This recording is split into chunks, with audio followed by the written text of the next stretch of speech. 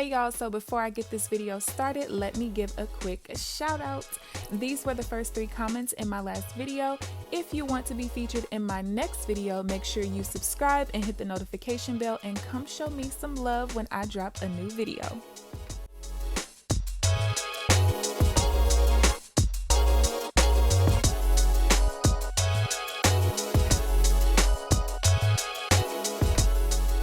What's up, you guys? It's KeAmber Vaughn, aka CoachKe, coming back to you with another video. If you are new to my channel, welcome, and if you're not new, welcome back. Be sure to hit the subscribe button and also tap the bell so that you are notified of every new video that I post.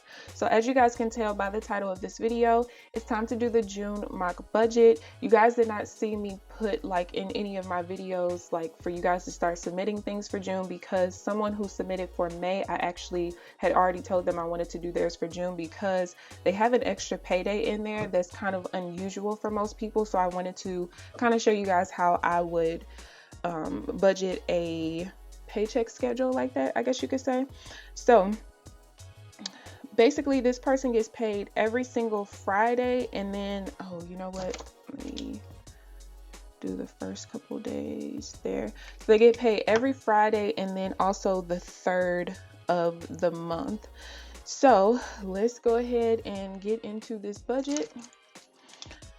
And okay, so this is a payday.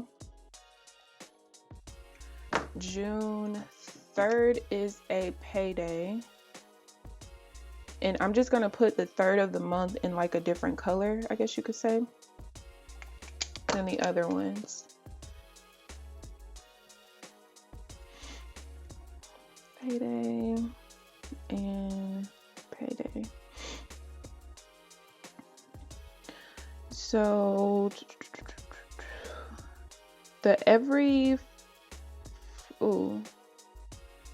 May 1st was what day? May 1st was a Friday as well. So she might have got, I think she got 2 of these mixed up when she sent it in for May. So it looks like her payday every Friday is $420.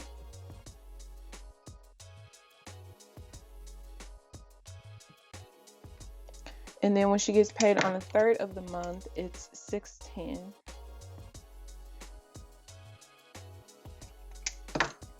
Okay, so I'm gonna go ahead and write the monthly bills in, and then we'll try to figure out how we need to start and end the budget.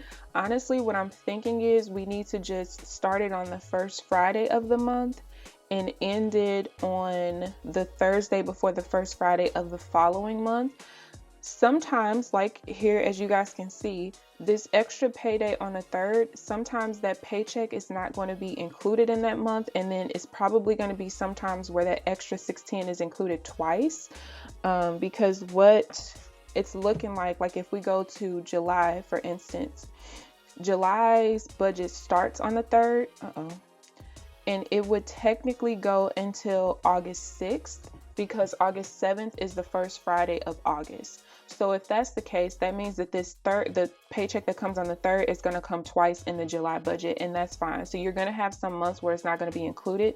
The reason why I want to do that is because if you go based off of the 3rd, it's going to throw your budget off to where sometimes you're not going to have an equal number of days in your budget. When you do it every Friday, you're basically going to have the same number of days in your budget every single month, except the times where you have 5 paychecks, like 5 Fridays in a month. So I think we're going to keep it at that. So I'm not going to include these 2 paydays, because July is going to have July 3rd, because that's the first Friday. So let's go ahead and write the bills in. So rent and water is due on the 3rd. So let's do rent, $751, and that's going to be here as well. I wrote it on the wrong day. Rent.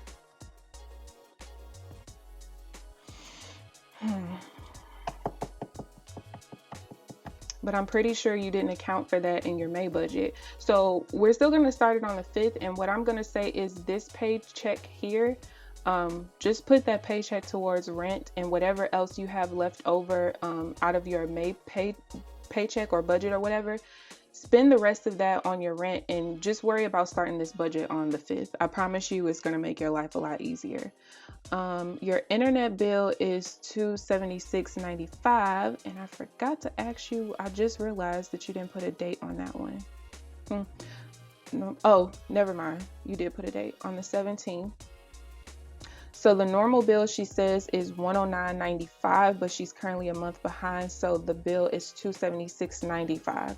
So I'm going to write the regular one and the current bill, because you might be able to go ahead and pay that off this month so you can get current. It just depends on how your numbers are.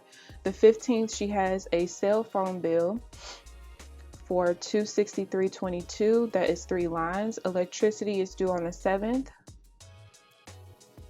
for $100. Life insurance is due on the 1st.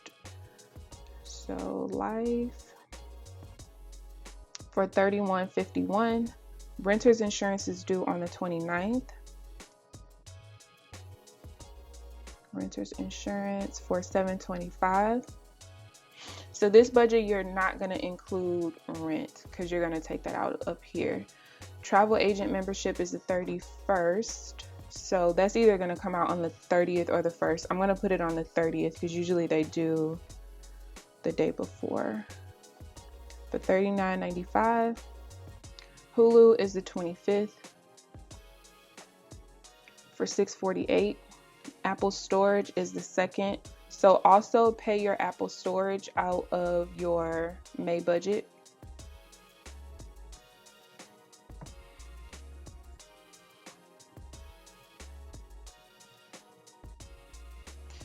And then Massage Envy is on the 3rd. Ooh, girl, I used to have that membership way back in the day. $60. I don't have a set budget for variable expenses, which is where the problem is. I'm also only able to save about $30 per week. I hate buying clothes, so I only buy when absolutely necessary. I would say I spend about $100 per month on groceries.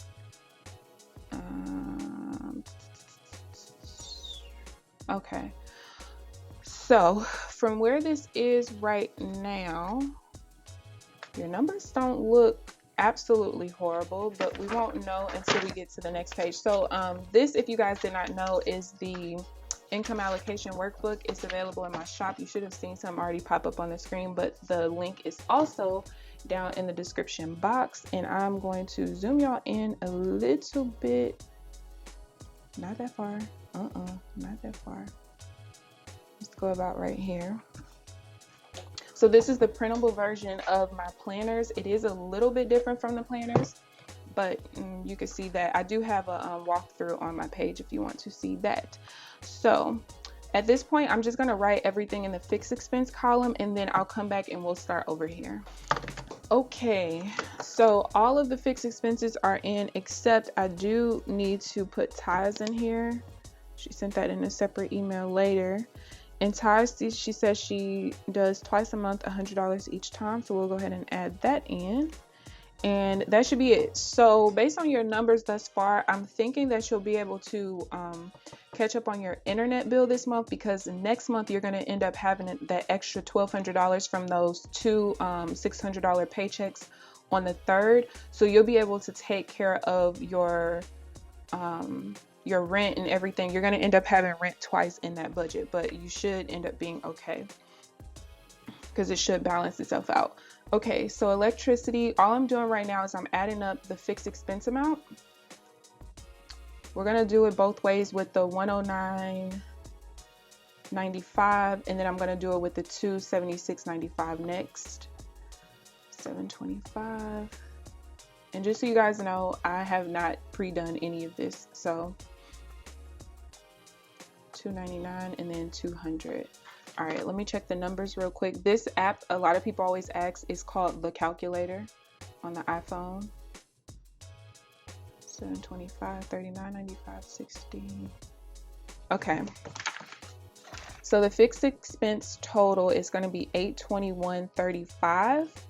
And then what I'm going to do from there is subtract that $109.95 of the internet bill, and then we're going to add in what it actually is right now, since she is a month behind, and then we'll work those numbers to see which one is going to be the better one for her.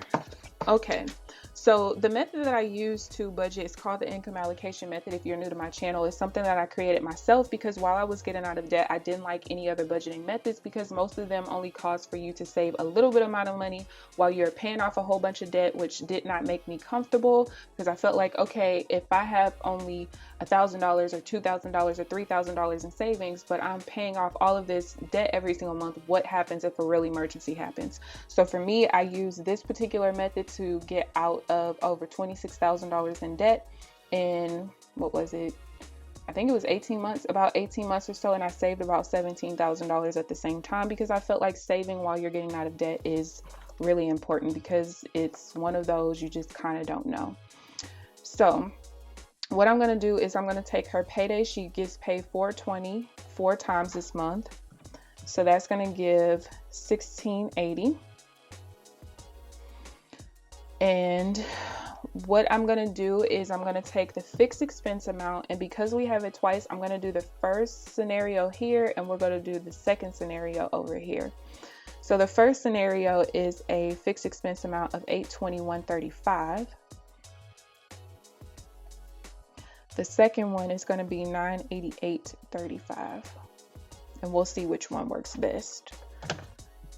So what I like to do is I believe that paying your bills first is most important because I also view credit as very important. Not every financial educator does. I do personally.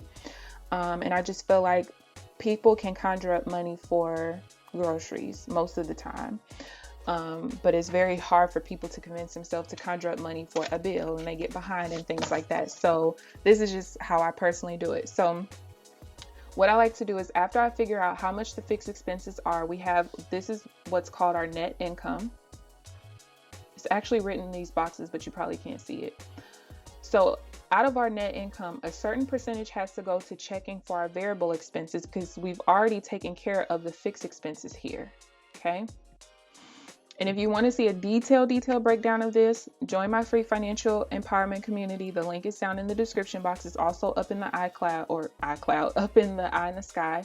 And step 9 of my financial wellness program is free. I detailed this a little bit more in detail. So part of this has to go to our checking account to pay for our variable expenses. Again, we've taken care of fixed up here. And then a certain percentage needs to go to savings because, again, I think you should save while you're getting out of debt. And then a certain percentage needs to go to debt for extra debt payments. Why is this extra debt payments? Because we've already taken care of our minimum debt payments here. Now, here's the thing. It's looking like she doesn't have any debt because I don't see a car note. I don't see a student loan payment. I don't see a credit card payment. I don't see any of that. So for her budget is going to be a little bit more like mine, where basically whatever doesn't go into checking goes into savings. And I don't know if that was an error, but let me go back and make sure just in case. Yeah, no debt. So that definitely helps you. Okay.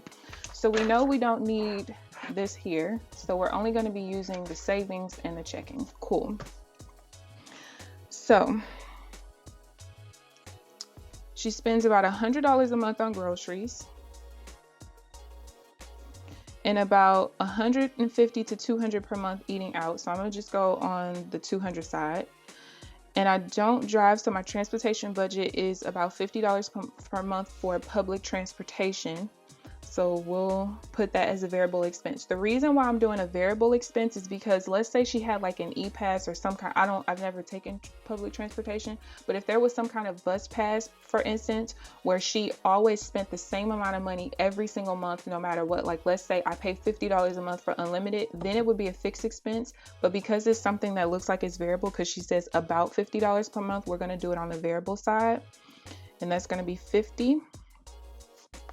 And again, ties we've already taken care of. So for me, I'm okay with a $100 grocery budget and a $200 eating out budget because $300 for food per month is not really a lot. Now, I don't know if this is just for her or 3 people, because her cell phone bill, she said, was for 3. So I don't know if this is for 3. I don't really care. $300 is not a lot. That's actually pretty good. So let's go ahead and add up what the budgeted expenses are for variable, and that's going to be $350.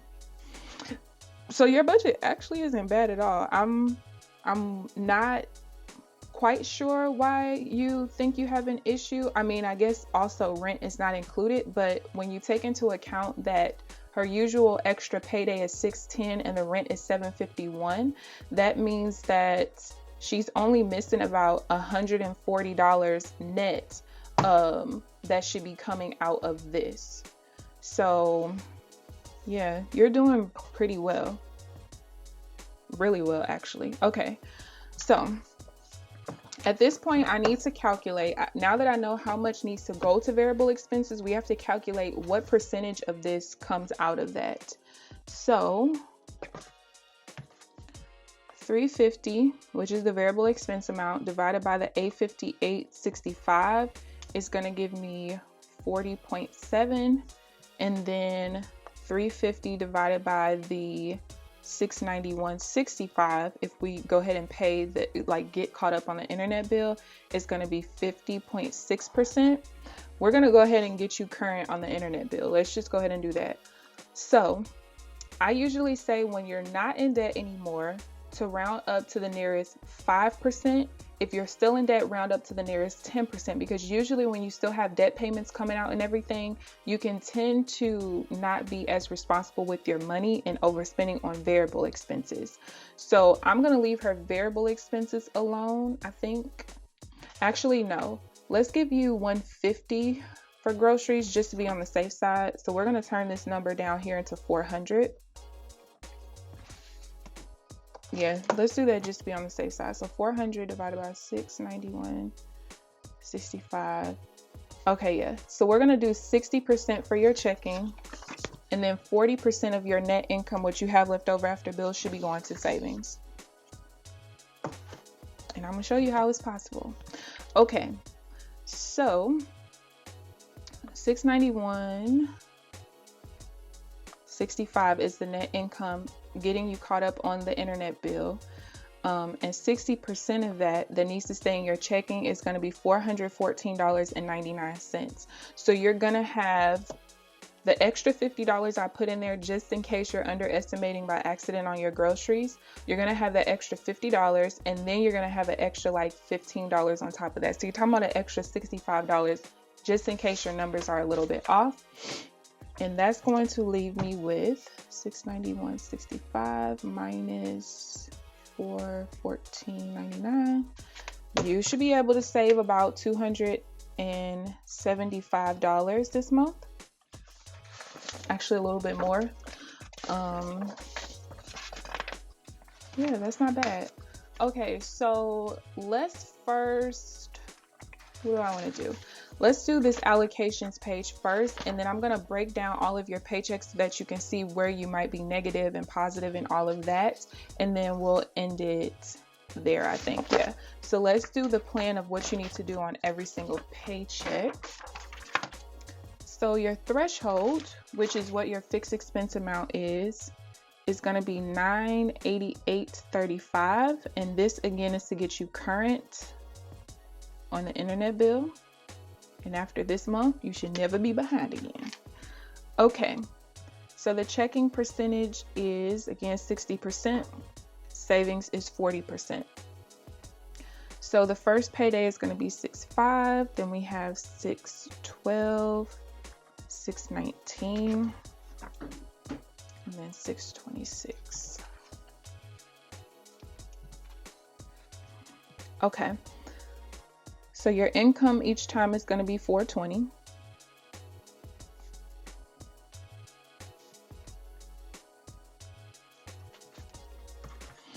So the question that you have to ask yourself on each payday is, have you earned enough money to cover your fixed expenses? If you have not, you're going to keep all of your money in your checking, and you're not going to start putting money in your savings or extra debt payments if she was still in debt, which she's not.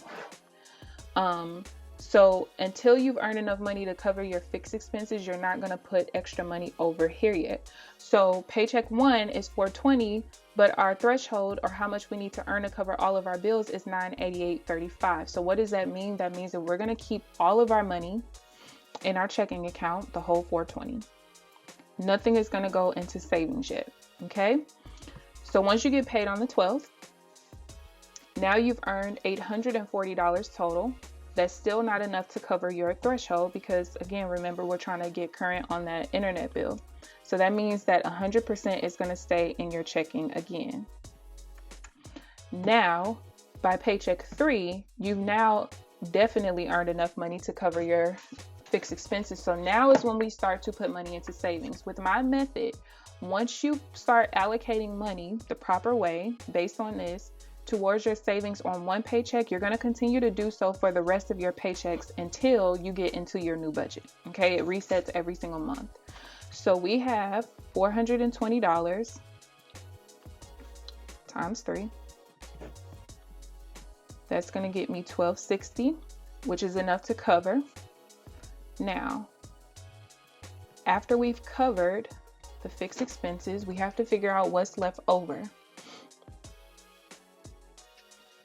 So we got $1,260. I'm going to subtract the $988.35 because now we've earned enough money. That's going to leave me with $271.65. Now, even though we haven't earned enough to cover our fixed expenses, you are still going to pay your bills the way you normally do. You're going to eat out the way you normally do. You're going to get groceries the way that you normally do. You're still going to take public transportation the way that you normally do. It always ends up catching up at the end, okay? So with this $271.65, this is what is left over from all 3 paychecks, right? Now we're going to split the checking, the savings, debt. We don't have that.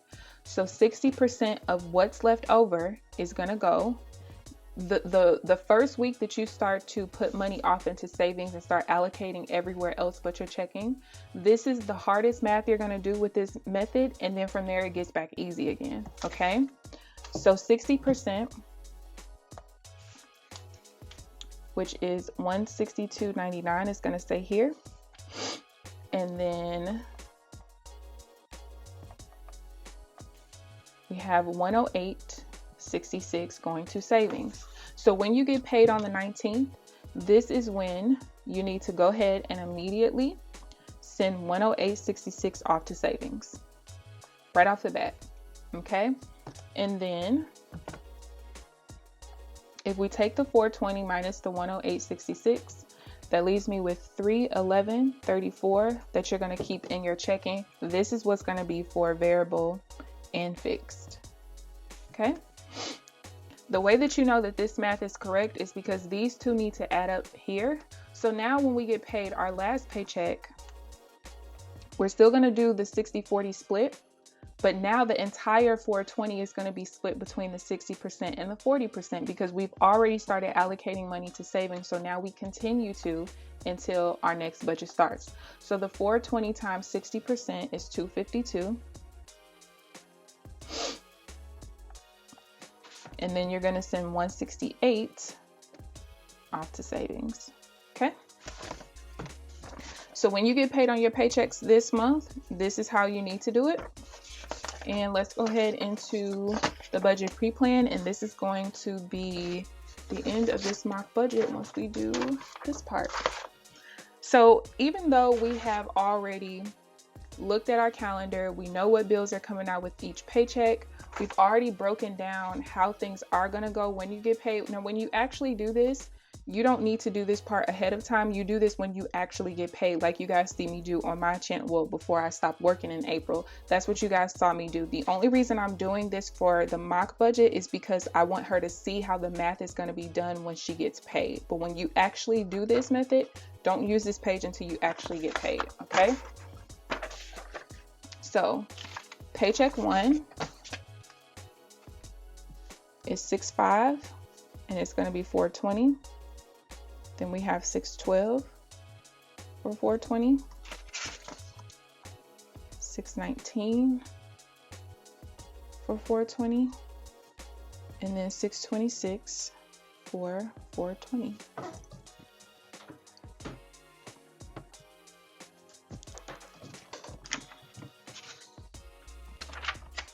So out of Paycheck 1, the only thing that's going to be coming out, oh, I need to do the bill amount. So the bill amount is $400. Oh, and we got 4 months, so it's going to be $100. Not the bill, the budget. $100 a week is going to be for your variable expenses. So where's my red pen? Okay. First bill that's going to come out is electricity.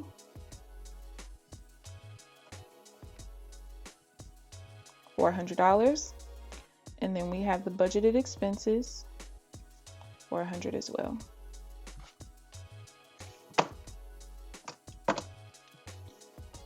So that's going to be $320 and $220. And I'm actually going to use this same blue pen from here on out. Okay, so on the 12th, we have the cell phone bill is going to be coming out for $263.22. And then your internet bill is going to come out for $276.95. We might end up having to split payments for this one, but we'll see. The 19th, oh wait, yeah, we're probably going to have to split payments for this one, which is okay. Budget of $100 has to come out too. So the 19th, all you have is Hulu coming out for $648, and then the budget of $100. Then here you have renter's insurance for $725. You have your travel membership for $39.95. And then you have Massage Envy for $60. And I know people are like, why don't you tell her to get rid of the massage? Most of the time this comes with like a contract for a year, I think. But on top of that, some people have issues where they actually need to get massages, whether it's back issues, whatever. So I would never tell someone to stop that. Now, if this was like $150 a month, maybe, but $60 is fine, especially considering her numbers. $31.51, and then we have Apple for $299. So what we also might end up doing, depending on how your number, how much do we put in savings?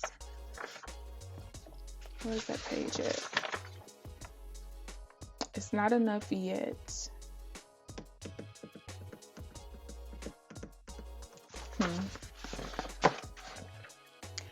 I'm trying to think if it's going to be best for her to save up for her rent a certain kind of way, like saving half in the middle of the month and then the other half comes out with that first paycheck. But at this moment, I don't think you really need to do that, to be honest with you.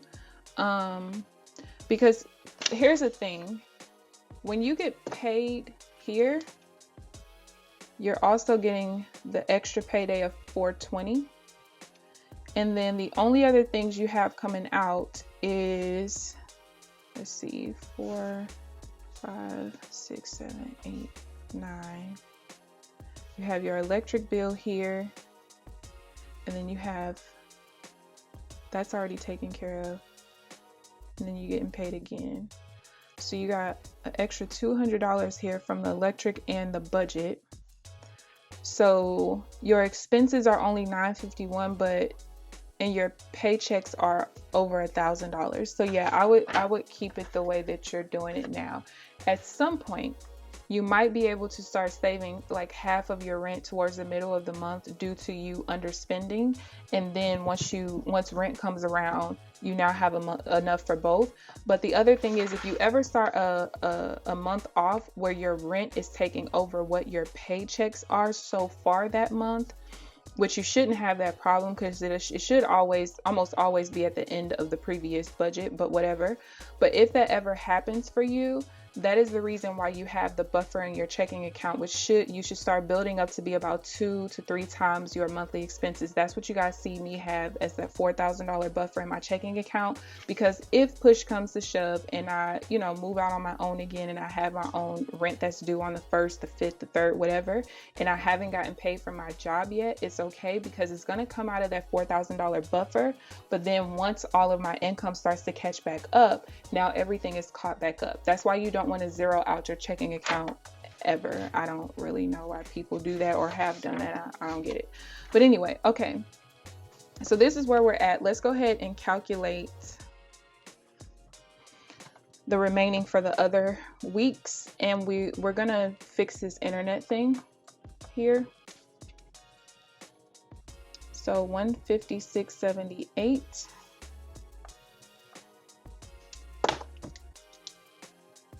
Negative 120.17, negative 220.17.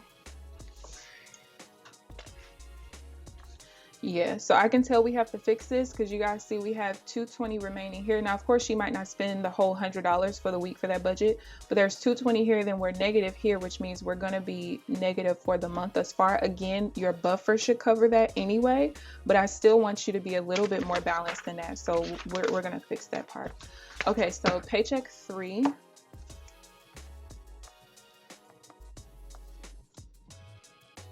$413.52 and then $313.52. Paycheck 4, we got $412.75. Hopefully I'm in frame. If I'm not, I'm sorry. $372.80,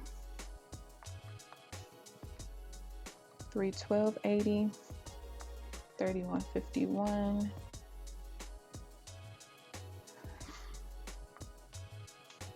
And then $278.30. Okay, so this is what I want. Oh wait, the budget too. Forgot about that part.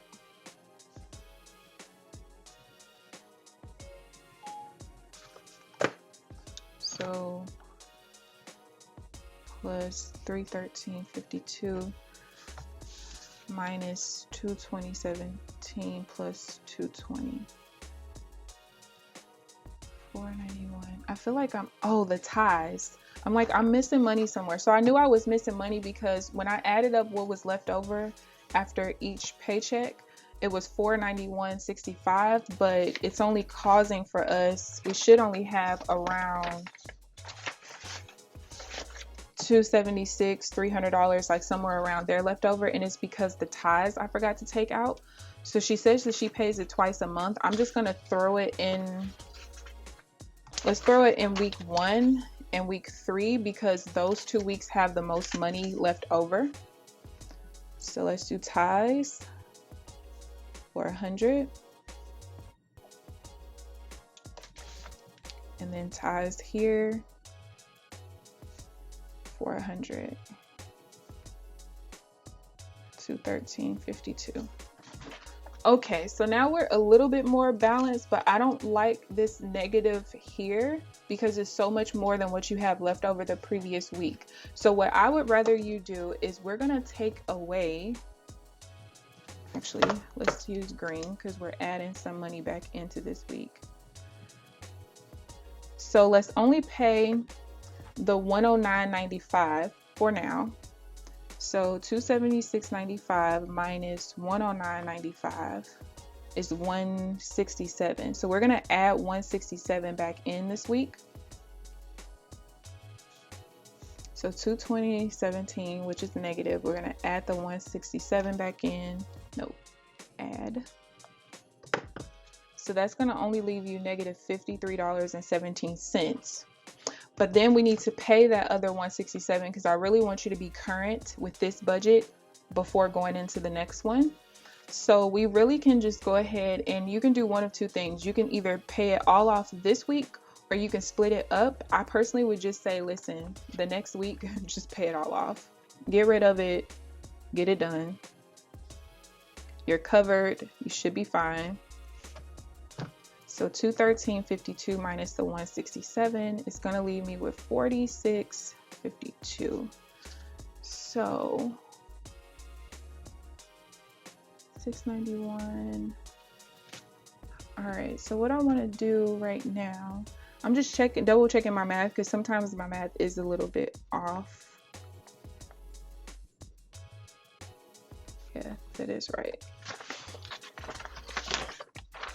So usually I would do like a little leftover, what I have left over, what you're going to do with it. Literally, you need to send whatever's left over, which is going to end up being 120 plus 5317, 4652, 178.30.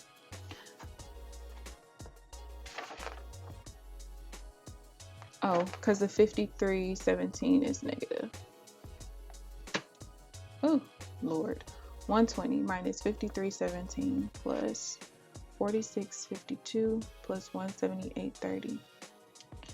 Send this off to savings, especially if you have not saved at least $3,000 in your mini emergency fund. Put this towards that, okay? So after you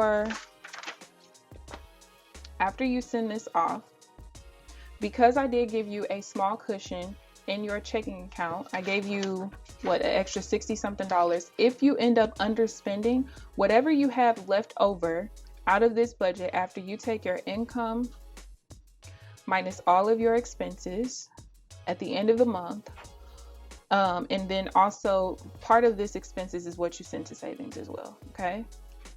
Whatever is left over, you're going to keep that in your checking account, okay?